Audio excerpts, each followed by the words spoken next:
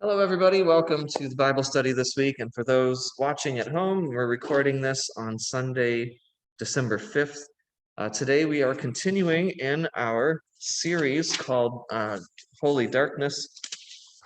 And we're talking about the kind of theme that goes along with Advent a lot of the time of the light and the darkness. And we're in the dark part of the year and the solstice in the Northern Hemisphere, waiting for the light to shine. And that works beautifully with Christmas coming.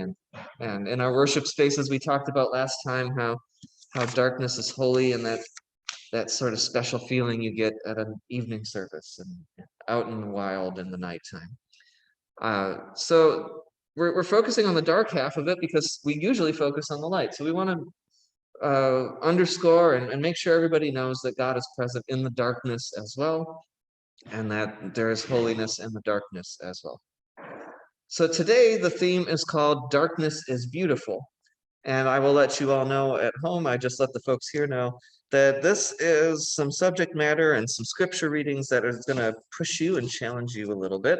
I know it does me, but that's okay. God kind of pushes and challenges us sometimes. So just be, heads up. We're going to have some interesting subject matter today. Today's theme is Darkness is Beautiful. And I'm going to hand this out. I'll post this online for you all.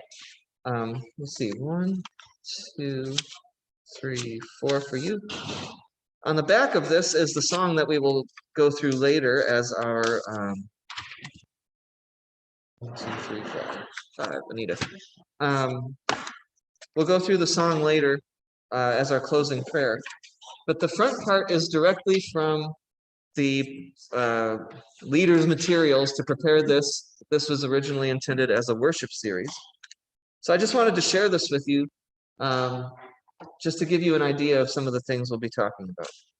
So the theme is Darkness is Beautiful, and we'll be doing a reading in a moment from the book of Song of Solomon, which is an unusual book in the Bible. The Song of Solomon is a love poem overflowing with rich imagery.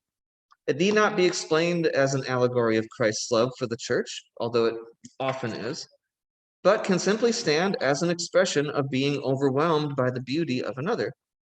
And the passage we're going to have has this line that says, I am black and beautiful. But in many older translations, it came across as, I am dark but lovely, as though that was a contradiction, as though that was a paradox. The NRSV tweaks that a little bit because when you're translating things like Hebrew and Greek, it's not always a direct X equals Y to English. There's nuances and room for interpretation. So I am black and beautiful.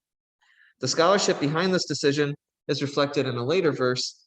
Do not gaze at me because I am dark, because the sun has gazed on me. So there's a rationale behind the translation.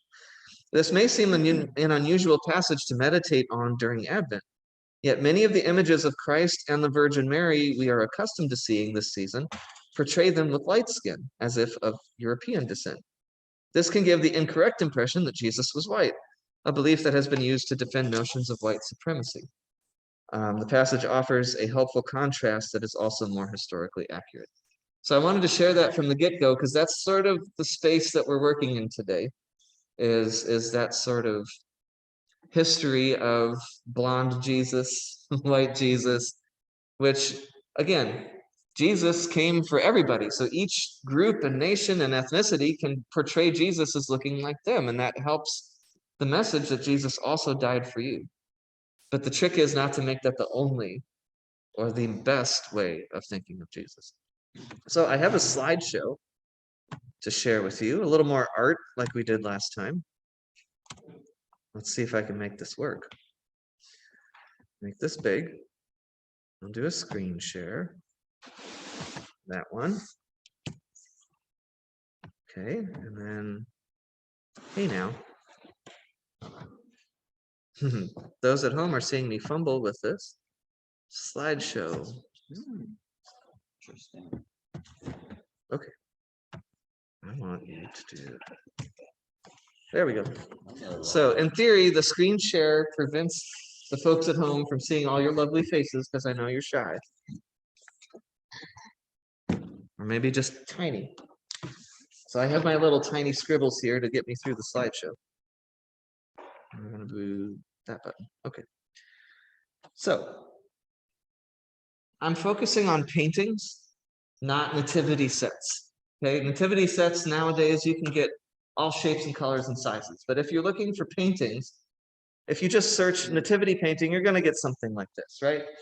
And you know, this one, they're vaguely Middle Eastern. Jesus is looking pretty white. I don't know if you can see it that close. But a pretty standard nativity scene. Got the shepherds, the wise men are there. They probably weren't there at the same time, but you know, we take the whole story and we go and put it in there together. Okay. Number two, another one. This one, a little more Caucasian Mary there. Mary's usually depicted in blue. There's a whole set of symbolism behind that. But again, another kind of traditional nativity thing. This is Michelangelo, that Michelangelo.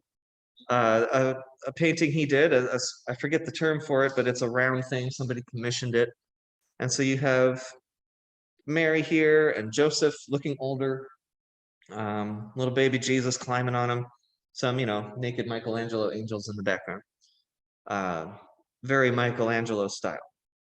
But look out here already. I mean, there was a time when folks from Italy and Greece were persecuted in our country for being of darker skin, Southern Mediterranean. But I mean, right here, this is looking more like the folks around this table. Okay. Next up, we've got El Greco. I picked El Greco because I studied abroad one semester in college, and I was in Toledo, Spain, which is where El Greco is. And I saw some of his works still existing on church walls and other places in the city. This one is from Toledo. It's from this one is another kind of standard nativity scene that was popular for a while, where we have Mary, then we have Saint Anne, Mary's mother, we have baby Jesus, and then we've got John the Baptist here hanging out, a little bit older. They're both naked and pure, because that's what you do. And then this is Joseph in the background, but even, I mean, even the clothes, like we talked about before, it fits the time period when they painted it. They're not trying to be historically accurate. But again, very pale assortment of folks right here. So we moved from Italy to Spain. This one is, the next two are just showing there's these two kind of standard ways that the Nativity, or the Holy Family, I should say, was depicted, the kind of two main schools for a while. This is the one that has Saint Anne. Usually she's in yellow. Mary's got the blue. There's Jesus. Look at Joseph in the background.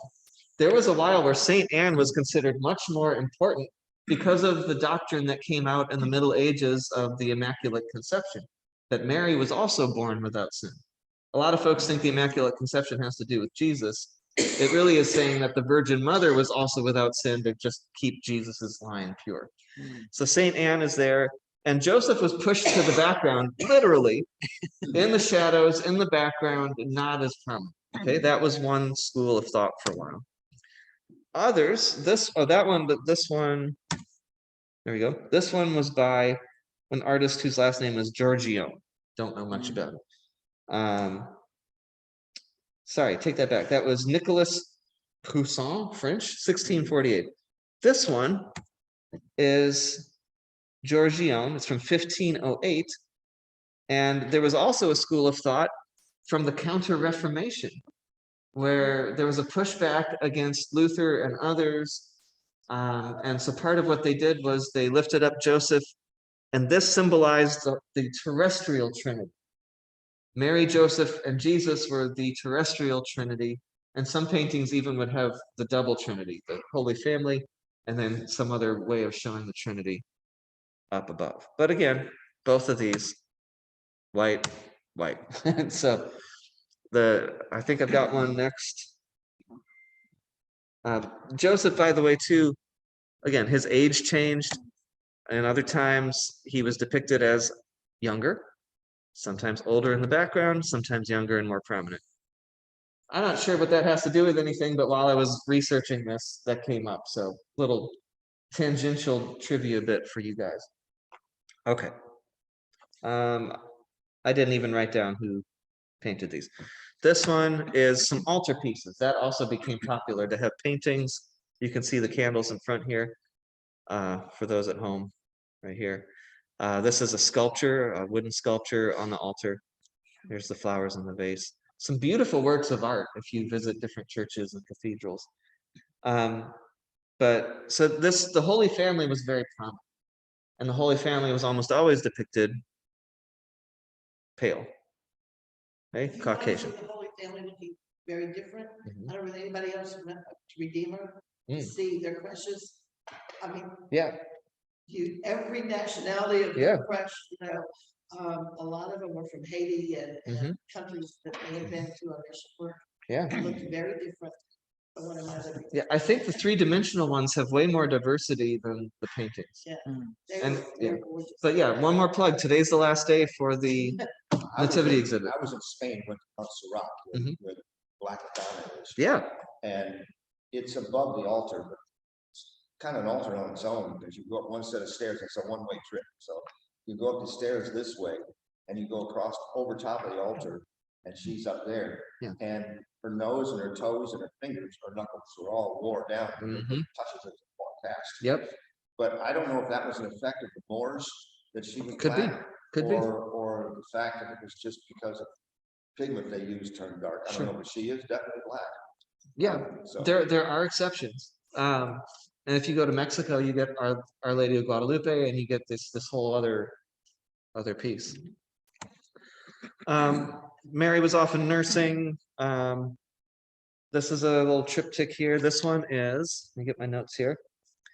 This one is Goya, another famous Spanish painter. This one is Rembrandt. And this one here, you move our little thing up there. That one is Rubens. Okay, so just different parts of Europe, white. Again, hear this. I'm not saying like down with Caucasians. I'm not trying to say that. I'm trying to give you some historical context. And we'll talk in a minute about if this is what you've always seen for centuries, this is what most of the folks in our family trees always saw, then it kind of conditions you, whether you're aware of it or not, it kind of conditions you. Okay. I figured I'd throw in some abstract ones too. This is Chagall, Marc Chagall from France. Here they are and some stuff. He always has goats and stuff in his paintings and stained glass. It's just different. This is a Dali, which I kind of like. It's like a pen and ink sketch. He didn't really finish it out. that man was so Oh yeah, but he made some cool stuff. So just to say, there were some other things out there, but when the folks were trying to be realistic, when they brought in the portrait stuff and the still life stuff, it typically was white. So speaking of, those are the ones I had. these are the ones most people know, especially this one. This one, and this one. Jesus is still a little tan, but he doesn't look like somebody from the Middle East today. He does not look Palestinian. This is another. You got the blonde highlights in that one. You got your blonde Jesus. Yeah. So the European artists were almost always with these white, light-skinned folks. These are sort of the standard depictions of Jesus. I would guess, Roger already said that you had probably this one in your house, in your church. I know I saw this in various churches where I've grown up, where I've served. It's the standard thing. Again, it just became what was normal, right? There is a current controversy in 2021 because Fisher-Price put out a nativity, and they look like this. I bought that. I was gonna say I bought that for all my grandkids. Yeah.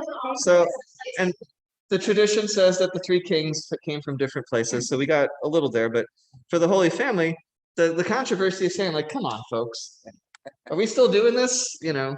Anyway. But the kids could play with it. They could also around. So why not? Is because if you think that if you're wanting to be on the one hand, Jesus representative of whatever, if this is mostly for white folks, you sell it to white folks. But if you're trying to be, oh sure, I agree. no, but here's Exactly. But I will tell you, there's a lot of study and evidence that shows if you only ever see white folks in positions of authority, including of God, then you kind of internalize that.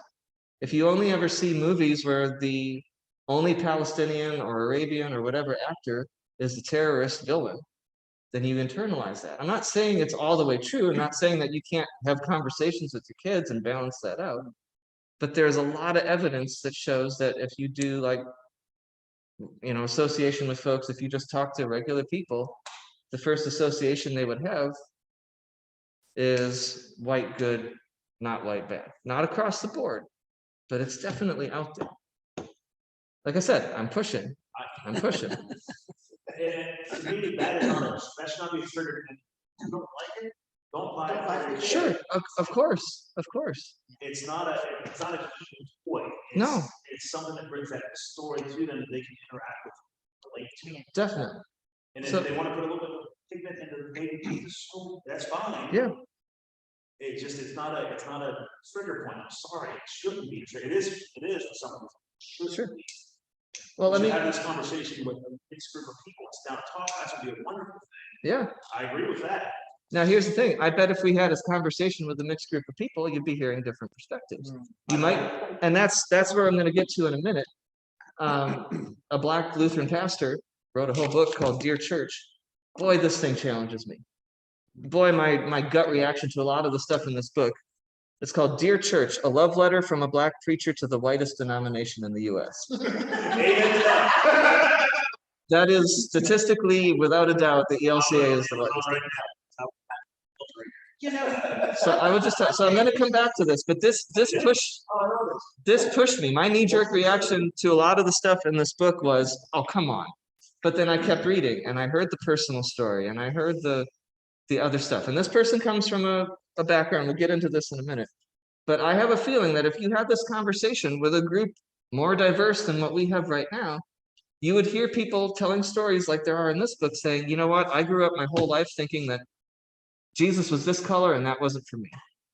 That this person wasn't for me. So I'm not saying for your kids, for any kids, it's bad, but I'm saying this is a conversation that's going on right now, for good or worse, about how do we show things. And the next slide, maybe you've seen this one in churches too. This is by an artist named Richard Hook. Can't read my own writing. It's called The Head of Christ. For some reason, it also has it has attracted the nickname Surfer Jesus. Okay. It looks like he's been out in the sun. Surfer Jesus. Like, I mean, hang 10 would take on a different meaning. Okay. This is something the BBC did a few years ago.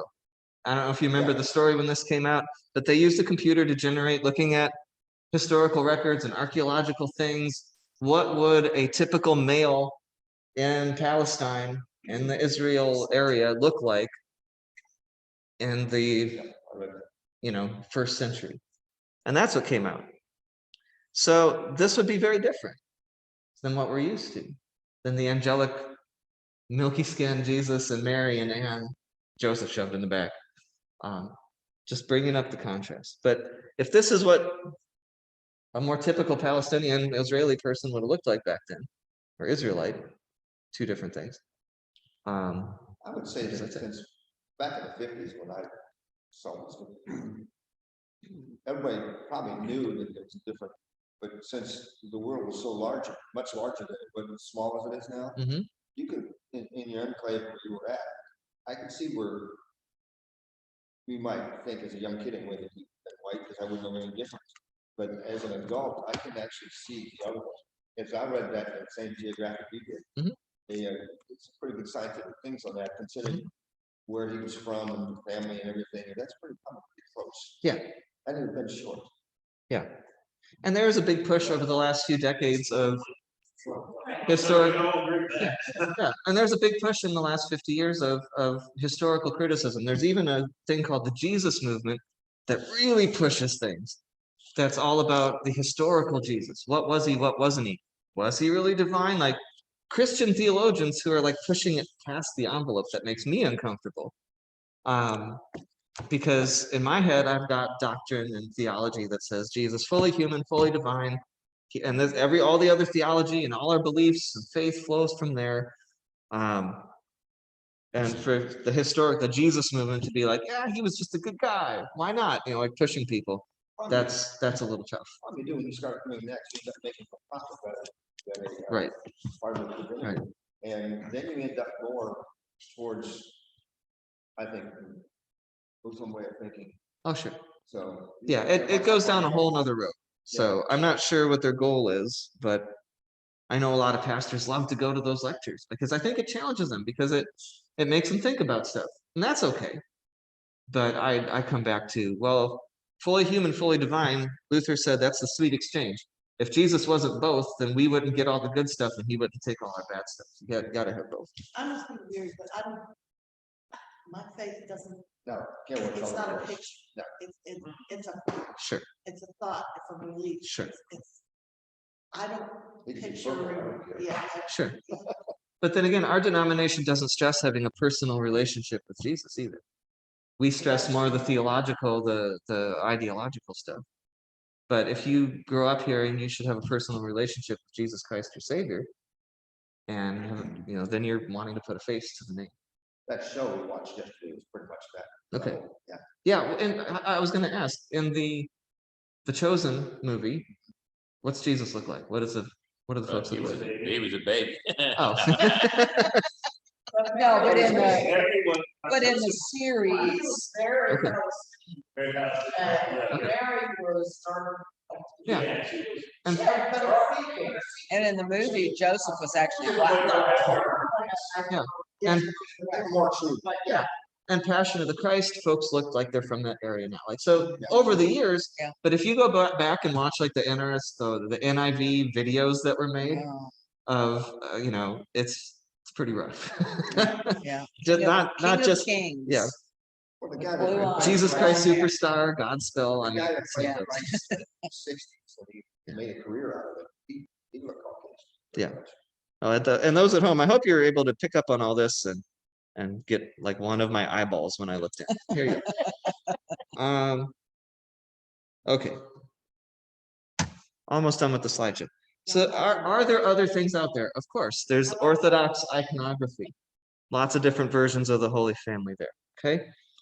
I cannot read my own writing. Wow. Oh, that's what I said. To find others. So I spent a good hour just searching different nativities. I've mainly focused on the phrase the Holy Family. I spent an hour just digging. And you have to work at it to find something painting-wise beyond Caucasian. You had to work at it. You had to start adding extra things to your search to find something else. Could that be because a lot of these paintings came out of the Renaissance? Yeah. And Yeah. Yeah. All the Renaissance stuff. Friends, talking about Jacob, Mhm. and looking up some of the pictures there. They're in like the French coats and the frills. Yeah. And stuff. It's like Yep. that is the worst Yep. depiction I've ever seen of anything. Yeah. It's all the stories where they're putting Yeah. paintings. Some of them, like, I mean, they had everything but a musket hanging on the wall. You got the dead pheasant hanging from the rafters. Yeah. See that right there, that Renaissance looking. This is Byzantine. I was gonna say, I don't know. This is just there's a whole industry of icons that you can buy for the Catholic and Orthodox branch of the church. I can see the Orthodox being more dark, like Yes. somewhere. Yeah. Well, Because that's Greek, Turkey, Greece, Turkey. Yeah. Western Europe, Well, if you think about it, that was called the Great Schism, and we didn't get to the Orthodox part in our Neighbor's Faith series, but around the year 1000, the Greek Orthodox west or eastern side of the church and the Roman Catholic western side of the church split. And so the eastern side was Greece and Turkey and Asia Minor, you know, Northern Africa, a lot of that. And so, yeah, they're going to be closer to that Mediterranean field because that's where they stayed. The Roman side went to Italy and then branched all the way across Europe. And as they went, you can hear stories about taking things like Christmas and Easter and finding the pagan holidays to be like, well, you know, how you guys do this? Here's what Jesus did, and just kind of overlay it. And there's a whole thing with that too. They did that in Mexico. Yeah. Here we go. So if you start adding modifiers on your search, so I put in Middle Eastern Holy Family. This one's kind of cool. It has words printed on there. These are more modern. All of these were more modern. And so, yeah, all that stuff was Renaissance, classical. Impressionists didn't do a lot of Holy Family. They were more into flowers and stuff. But yeah, I couldn't find a lot of Impressionist Holy Family. But modern days, as folks are trying to you know, pair this with history of different countries finding independence over the last 100 years, of folks trying to shake off the colonial stuff that was put on them in Africa and South America, Southeast Asia. This was Middle Eastern Holy Family. This was Native American Holy Family. This was Asian Holy Family. It came up kind of Japanese. This was another Latino Holy Family. And so you get, yeah, there's more out there. You just have to work harder to find, okay? There was, then there was this one. I put in Black, I put in Latino, and I'm like, oh, these are really nice. And then I learned that both of these were painted by a Catholic woman who's white named Janet McKenzie, who lives in like New Hampshire or Vermont. Well, okay. That kind of undercuts it a little bit, but I don't know her full story. I don't know the ministries she's worked with, if she's been, but anyway. That's a choice that the artist is making. Right. Those are her models. Right. She's actually painting from real people. Exactly. So that's her choice, which is really, I think that's really cool. Yeah. And so again, I have a Last Supper slideshow that I use in First Communion class.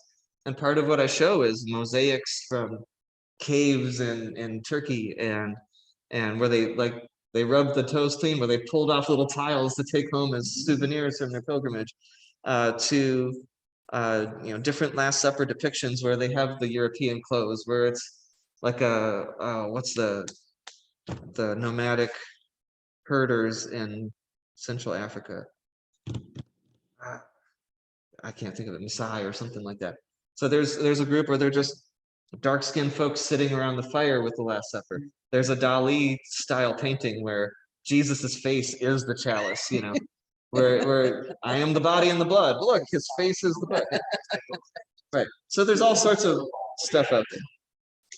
I don't like the costume. This is a recent one. This is current events. Here's if you think of the story after Jesus was born and Herod orders everybody under the age 2 to be killed, and they get the vision, Joseph gets the vision from the angel, and they flee to Egypt and they hide out in Egypt for a while. So people said, oh, the Holy Family were refugees. Here's some current events. And then there's this one. This one came out, the last one that I have, whoops. The last one that I have came out, and it's by somebody, it's a political cartoon, it was labeled, by Everett Patterson. It came out in 2014. Have you seen this one? This one's kind of cool. So this is a gas station, and there's Joseph on the phone. There's Mary, pregnant in a hoodie on a carousel. That's the donkey. And it says up here, smoke Weissman cigarettes with somebody on a camel. Star Beer. Dave's City Motel, the City of David, Bethlehem. Free HBO, new manager. Yeah. So they said, what would it be if it was the Holy Family now? Displaced, trying to find a place for her to give birth on a long travel, stopping at a way station, and then you put that with this one, and they have to flee to Egypt within the first 2 years. So there's some current ones. So I wanted to spend some time with this because, like I said in the intro, the idea of this is through Bible translations, through predominant art, there was one way of showing things. And over the years, more recently, there's been other forms of representation. All right, that's that. Okay, we'll stop the screen share. Instead of a donkey with a car, they didn't live in Oh, sure. Or maybe like a moped. I don't know. All right, we'll put this back over here because, like I said, you guys are shocked. The upshot, until recently, And still current in many homes and churches, there's a certain predominant way to depict the Holy Family. And I think that's why I bring this up. And I keep looking at you, Darren, but I think that's why I bring this up. But no, because you raised an argument that a lot of folks have, or a viewpoint. Why? Why are we bothering this? Why is this an issue? If this is the Holy Family, then folks wanted to go with a certain reverence or certain historical accuracy or what have you. If they always felt, and that's where we're going next, is to Lenny Duncan, if they always felt like they weren't represented, if they looked up at the stained glass windows or the art in their church, that doesn't look like me, am I a part of this? Where you grow up asking these legitimate questions of, is this also for me? So Lenny Duncan is an unlikely pastor, formerly incarcerated, formerly homeless, and formerly unchurched. He is now a Black preacher in the whitest denomination in the United States, the Evangelical Lutheran Church in America. Shifting demographics and shrinking congregations make the headlines, but Duncan connects the church's lack of diversity to its lack of vitality. Part manifesto, part confession, and all love letter. Dear Church offers a bold new vision for the future of the church. And as you, this will strain you, just letting you know. There are times where he's railing against stuff. There are times when he's sharing his background of abuse that he received because he came from a family with, I want to say it was a white mother, Black father. He lived in an abusive family. There was drugs, there was alcohol. One side of the family treated him like he was less than human. Other side of the family also treated him like he didn't belong because he was lighter skinned. So he comes to this. He's very open about his backstory. And so know that this is both representative of others, but also a very individual story. But he'll write things and he'll say things. And I'm like, are you serious? But then, as it says, it's always a love letter. He always comes back to grace, all the wonderful stuff that us Lutherans have to offer. And he always comes back to ending it on how much he loves the church, our denomination, and the Lord, and how he wants to share this. But he also names some things as racist or white supremacist within the church and says, we got to change this. We're not going to grow the church. We're going to keep shrinking unless we address these things. So that's kind of his viewpoint. I'll read you one of the other pieces on the back. Have you heard of, excuse me, Pastor Nadia Bolz-Weber? She's kind of a Lutheran rock star right now. She had a church in Denver called Church for All Sinners and Saints. She's Nadia Bolz-Weber. So she's written some books, done a lot of speaking. She's got liturgical tattoos all around her arms of the different seasons of the church year. She's also former, more evangelical background, was an addict, who's clean now, was a stand-up comedian. So she's a very bold personality, but she also does all traditional liturgy and things like that. So she's an interesting contrast. So she said, I dare you to be open to the repentance that this book calls for, to the grace it manifests, to the pain it witnesses to. I dare you to be changed by the truth in its pages. I dare you to not look away. It's time. So there's, of course, that's trying to get you to buy the book too, but she's always sincere, whatever else is going on. So he's got a whole section, a chapter called Decolonizing the Liturgy and the Power of Symbols. If I could read you the whole chapter, I would, but I'm going to try to just jump around a little bit. Okay. Every time, this is Lenny writing, every time I robe for worship, I wear a cassock.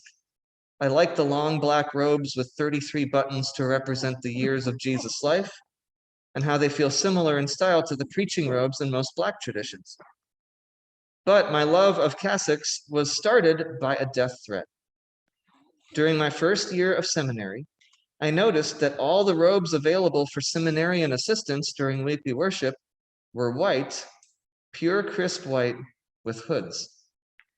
I could not believe that in a seminary comprising 45% ecumenical students, most of whom were Black, no one had stopped to examine the symbolism of these robes. Do I need to spell that one out?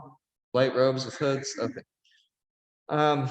I perceived those white hooded robes as an existential threat against my personhood.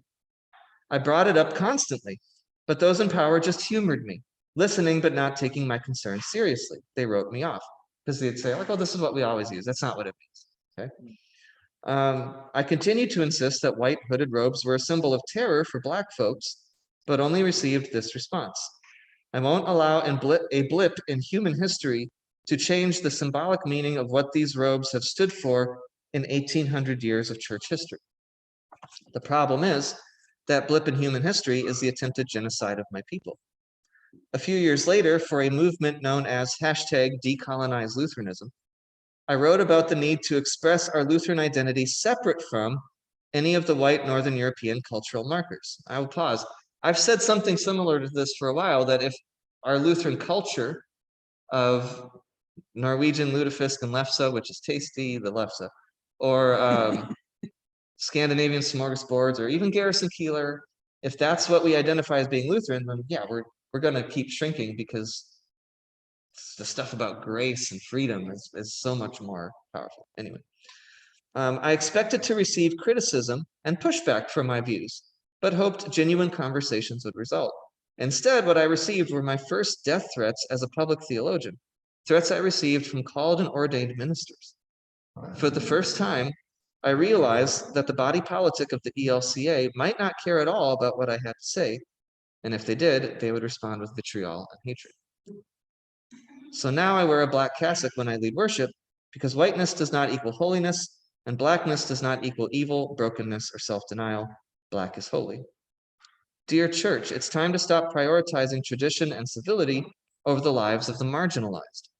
Our well-meaning desires to be tolerant and welcoming have left us ill-equipped to face radical evil. We pride ourselves on our full communion relationships and our ecumenical views and practices. Our congregations are rich with political diversity, perhaps the only real diversity in this denomination. And our hearts are warmed to think about folks who virulently disagree coming together around the table of grace to receive the sacraments together each week. All of this is good and valuable, but we seem to be unable to have a theological conversation about how to respond to the real evils that surround us in the world, the evils of white supremacy and patriarchy. Because we don't want to exclude anyone, and because we cling to the fundamental Lutheran principle of both and, which I do, we've made space for these evils to live and thrive in our communities and in our liturgy. Dear church, I'll say it again, systemic racism, white supremacy, and the whiteness of the ELCA constitute a theological problem, not a sociological one. And theological problems are often rooted in the symbolism of our liturgy and ritual. After all, we access God primarily through symbols and ritual. And that's where it comes back to some of the controversy. Because if we do a lot of symbols and rituals, if they're only one way, he's saying that's a problem. Skip a little bit.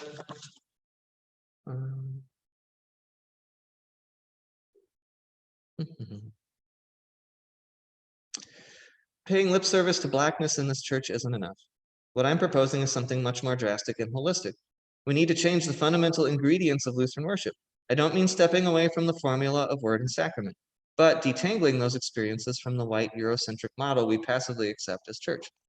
Over and over again in our music, liturgies, displayed artwork, and language and word choices, we have reinforced the idea that white is holy and black equals sin. These passive suggestions have created an entire subconscious theology of race. For example, most pastors wear a white alb or surplice when they lead worship, using whiteness to represent baptism, purity, and closeness to the Creator.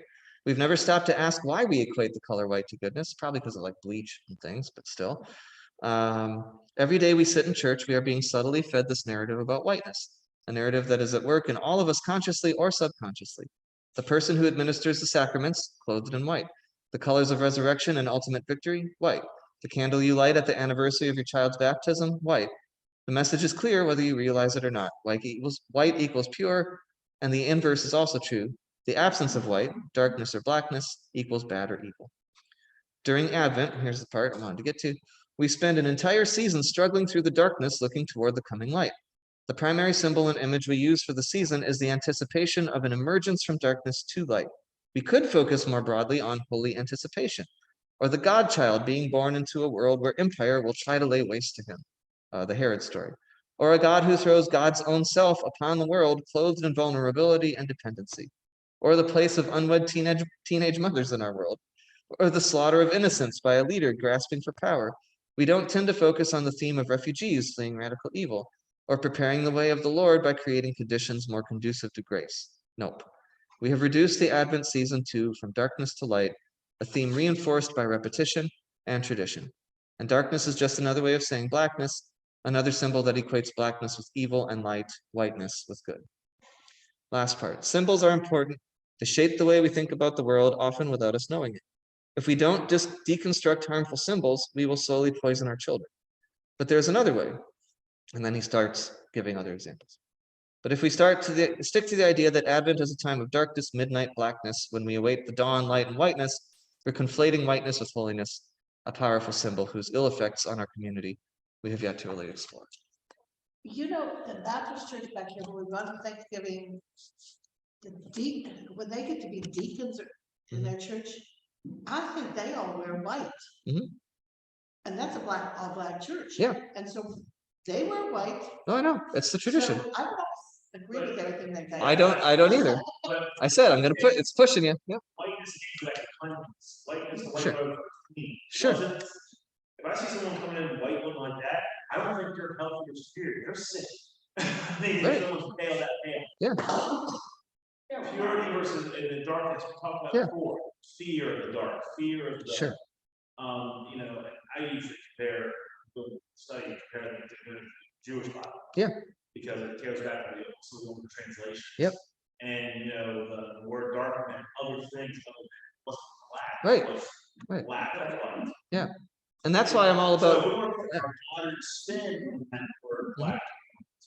Sure, if we want to go into that realm, that's not what I believe the church or any of the scriptures say.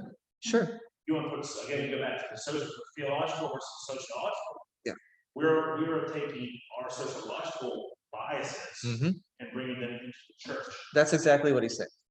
Where, you know, so he's saying you should focus on that. Okay, we have to change the word black to black and white, black of darkness. The 400 years of darkness that the Israelites had, you know, the prophets of Jesus. They're talking about that a lot last night, which I thought. So maybe, you know, that was something we think about. That was the darkness that we were coming out of. Not, I mean, I hate to use the term race baiting, I hate any of those catchphrases, but that to me is what it feels like is that we're trying to now kind of an outreach problem. Absolutely. I think you said that's one of the worst evangelism that there is. Yeah. Because we don't talk about it. No, we don't. We have a lot to offer with people. Right. That's typical German. Oh, sure. Attitude. Yeah. I mean, you walk down the streets in Sweden and nobody smiles. Everybody's going to commit suicide. But that's just the way they are. But sure. It's and so that's just it. He said, he's outspoken. He comes from he came through a lot of extreme things in his life that shapes his perspective. It doesn't mean that all of it could be right. Well, and I don't know every single person's thing. I have a problem with that kind of stuff. And so, but that's the thing. But that's the exactly thing. Like he said, he expected to get some pushback. He expected to get some healthy debate. Right. Understand. Right. But you got to get through that first initial of I don't like this. Then that's hard. Yeah. But what I was going to say is, there was a church on the south side. My wife and I got married in that. This person. Yeah. Anyway, we actually got married by a Lutheran and a Methodist minister. Yeah. In the same church. Yeah. So you're really here. Yeah. Well, that's why 50 years worked. But double dose of the ghost. But when the city changed taking part of Chesterfield County city, there was the white flag. Oh, sure. So, but the ELCA, in fact, Pastor Ronson, down to help the minister down there, they tried to put a black minister in there to see if they could maybe get the local people. It didn't work. I think it's a Baptist church now. I'm not quite sure. Yeah. No, it's not Lutheran anymore, but he tried for a few years. And just by being a black pastor didn't. No. You know, I mean, it's a really nice guy, and I felt sorry for him. He really tried, but it's just because of the the orientation of the Well, it people was the there? whole church. The Yeah. whole church wasn't a black pastor. The whole church was a mixture. Yeah. And it isn't a problem with the colors, it's a problem with, we need to be bolder about the message. Right. That's Sure. what it's all. And black pastors in the ELCA still take a lot longer to find a church. In fact, we had a training thing that we went to, and part of it talked about some of this stuff. And one of the things that some of the black pastors shared, they just said, okay, you guys have the floor for a while, talk. And they said, they've been told by a congregation through the synod that, you know, we have nothing against a black pastor, but our congregation's not ready for it. So sorry. And I've heard that with women pastors too. Pastors, honestly, like black pastors. Sure. Really vote no. Yeah, so it's not you, it's us. That doesn't come across too well. It's a little more cultural because I live in Lynchburg. First in the church, we had a mix, Sure. black and white. And When they yeah, brought that, when they swapped pastors between one and North Carolina, right, it was very uncomfortable because the culture was different. sure. Not that we So- said it was black, it was just the culture. Right, so a lot of things, a lot of factors. And so, but it's easy to say, but also, or also this, or there's also that. Just coming back to the theme of this is there was unconscious conditioning happening in the church for many centuries.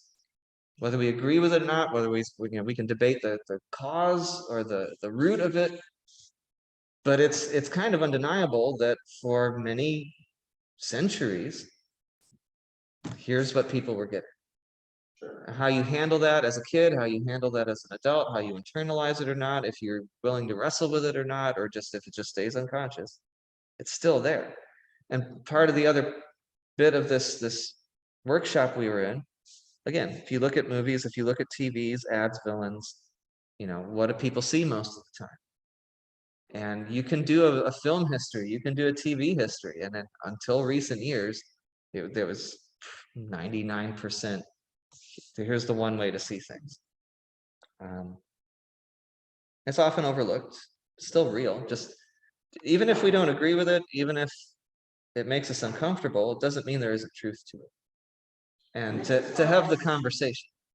I'm sorry, I think it's hard to see when you're not the person Sure. who feels that persecution. Yeah. Or whatever, you know, that I, Yeah. you know, like talking about road, you know, I would never thought. Right. But hearing that, it's like, I haven't got a point, you know. And so when you read this whole book, you're kind of on this roller coaster. I know I was. I was on this roller coaster reading this of, I don't know. A lot of the things that were expressed around the table. I don't know about that. No, I don't know about that. And then he'd keep talking and he'd end with this sort of grace and love. And some of it was his personal stuff. Some of it was from a bigger witness of Black Lutherans, Black pastors in general. It's hard when you read the whole thing, it can make you uncomfortable. You can disagree with some stuff, but it's hard to ignore it by the time you get to the end of it. Yeah. Okay. We're running out of time. Part of our Lutheran heritage theologically is that we're theologians of the cross. Luther had this contrast between a theologian of the cross and a theologian of glory. And think of his context with the Pope acting like a monarch and the church fleecing people and lying to people. So he had this whole thing of a theologian of glory calls a thing what the world would expect you to be. What's powerful in God's light? Well, clearly the people with the money and the power and the influence, that's what's powerful. And then he'd say a theologian of the cross calls a thing what it is. Jesus, the ruler, Word of God made flesh, voluntarily died on a cross to save us from our sins. An ignominious public execution of humiliation. And so he would say, call a thing what it is, tell the truth. Might be difficult, but it's not wrong to challenge, preconceived notions. Luther interprets, Song of Solomon. Let's get to this because it's like the Bible reading. Song of Solomon, chapter 1, verses 2 through 6. A little bit of background on Song of Solomon from the Lutheran Study Bible. Later interpreters of this book saw these love poems, because they're erotic, bold-faced love poems. One, the man to the woman to the man. It's no holds barred. It's very much of the time because it's talking about like livestock and stuff, but it's still very much a love poem. Later interpreters of this book saw these love poems as symbolic of the man, I really should have written this better. Of the something between God and God's people. The love between God and God's people. The claims about human love take on deeper, fuller meanings when applied to God's love for us. Song of Solomon is best read on two levels, celebrating both human love and divine. Okay, that's their take. So it's a different kind of biblical book. I think part of the reason it's in scriptures is to de-rut us, to get us out of one way of thinking. Also, it's the thing that was put on the front of it said this is from Solomon, so it was included in the Bible, but it's not like anything else in the Bible. So why is it in there? It was seen as like a wedding liturgy or a wedding song for God's people in the Old Testament. A lot of folks look at it as an allegory, but it's one of the weird ones in the Bible. It never actually mentions God in the whole book. So would somebody like to read verses 2 through 6? I'd like to get two different translations. So if we go, I have got it. let's go with you first, Bill. Okay. All right, starting verse 2. Okay. Oh, that you would kiss me with the kisses of your mouth, for your love is better than wine. Your anointing oils are fragrant. Your name is oil poured out. Therefore, the maidens love you. Draw me after you. Let us make haste, for the king has brought me into his chambers. We will exit and rejoice in you. We will extol you, your love more than wine. Rightly do they love you. Now here's where I really go. I am very dark, but calm. Okay. O daughters of Jerusalem, like the tents of Kedar, like the curtains of Solomon. I do not gaze at me because I am swarthy. Oh, What? swarthy. Yep. Okay, because the sun has scorched me. My mother's sons were angry with me. They made me keeper of the vineyard, but my own vineyard I have not kept. Thank you.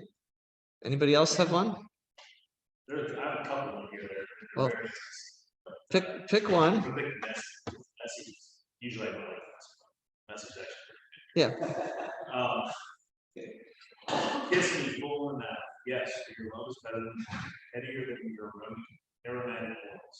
The syllables of your name murmur like no wonder everyone loves to say your name. Take me away with you. Let's run off together. My king lover. We'll celebrate and we'll sing. We'll make great music.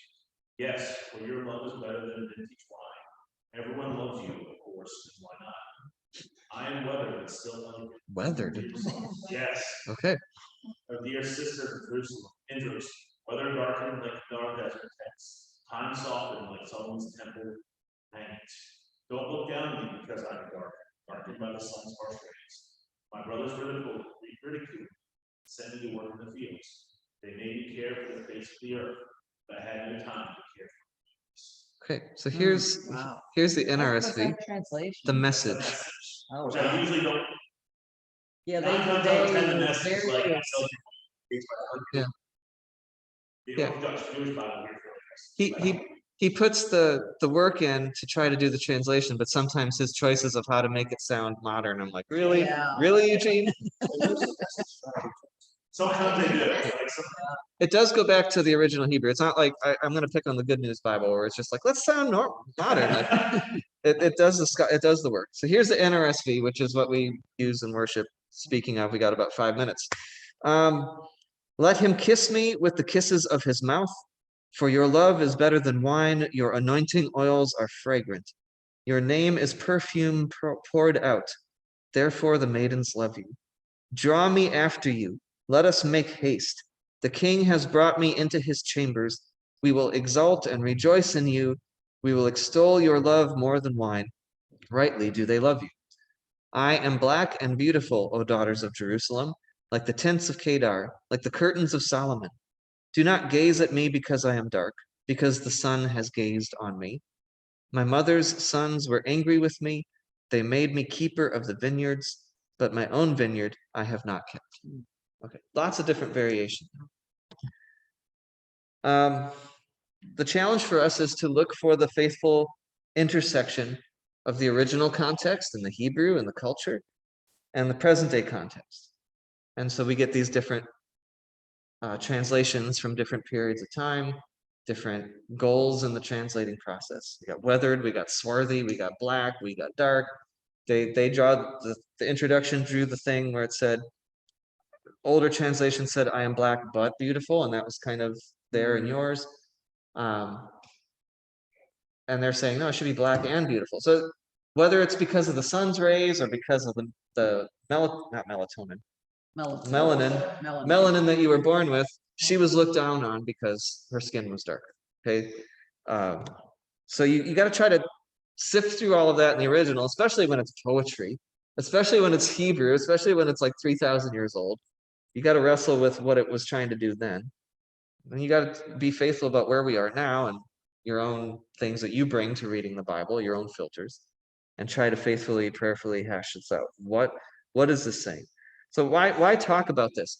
Did I think at first that this was a little bit of a stretch to try to make this black is beautiful thing? Like, was this picking a Bible verse so that it kind of worked with what you wanted to talk about? Sure, a little bit. But that interpretive piece of how it was translated over the years has some credence.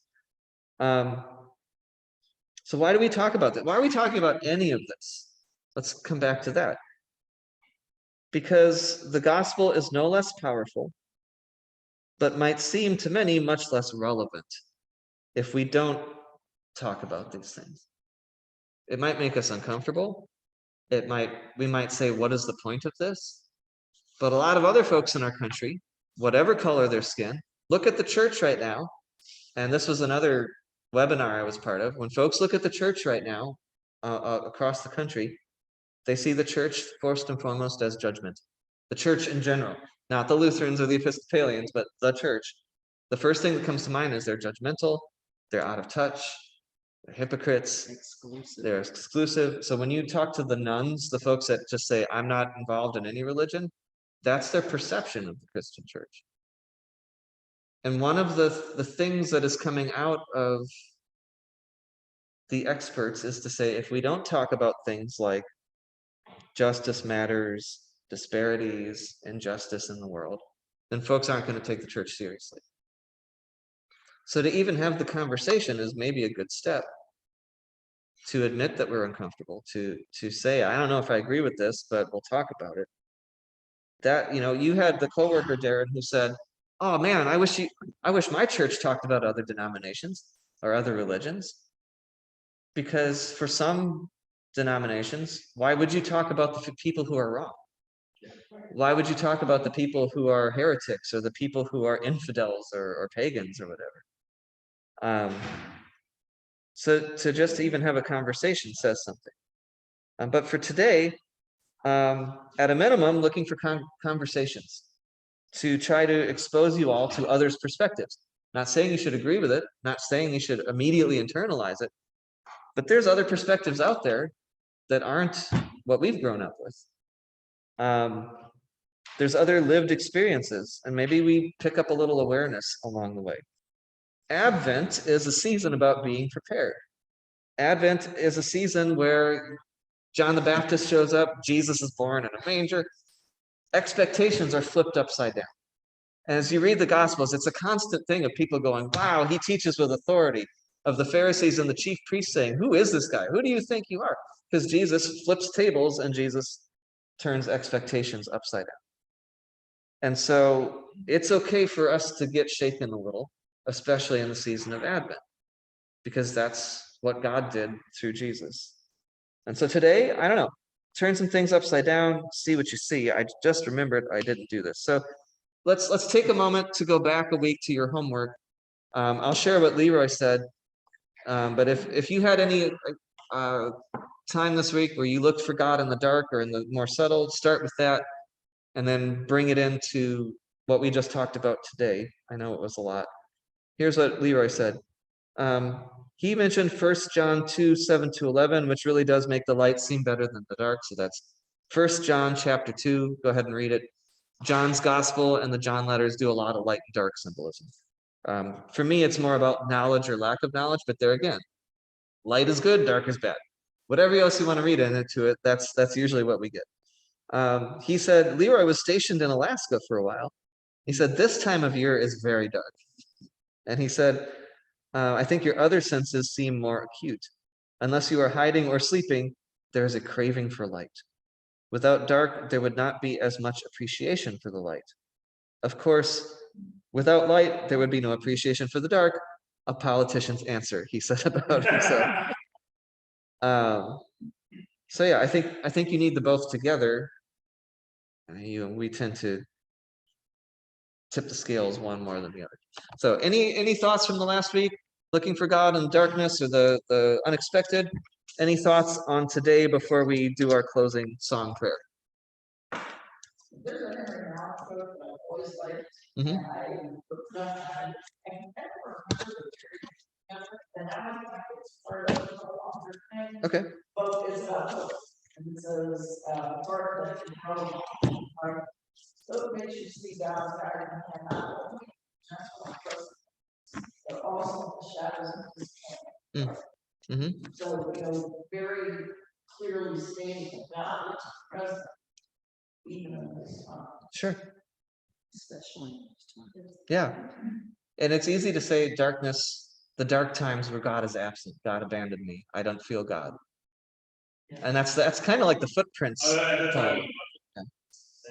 So sometimes you need that sort of Holy Spirit hindsight to look back after the fact because you can't see in the middle. I often talk about Psalm 23, that God's going to shepherd you to the other side. You're not going to stay in the dark valley. It's not necessarily a straight shot back up to the light on the other side. You might slip up and down a little bit, but you won't set up camp in the darkness. God will get you through to the other side. You might not see it until you're sitting at the table with the cup overflowing and the feast and your enemies. But anyway, any other thoughts? I'm so sorry to cut the conversation short. I want to come back to this next week to just open the floor, but there was a lot to cover. Next week, we're doing Darkness Holds Promise and the story of Eli and Samuel in the night, God calling to Samuel. Here I am, that whole story. So that's next week. A little more familiar territory. I'd like to spend some time unpacking this, but any immediate thoughts now before we close in prayer? Yeah, I know we gotta go. Okay. All right. This is from our new hymnal. I don't know the tune very well, so let's just read it together.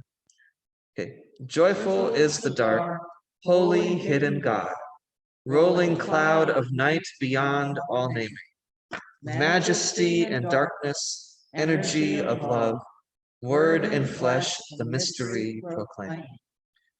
Joyful is the dark, spirit of the deep, winging wildly o'er the world's creation. Silken sheen of midnight, plumage black and bright, swooping with the beauty of array. Joyful is the dark, shadowed stable floor, angels flicker, God on earth confessing. As with exultation, Mary giving birth, hails the infant cry of need and blessing.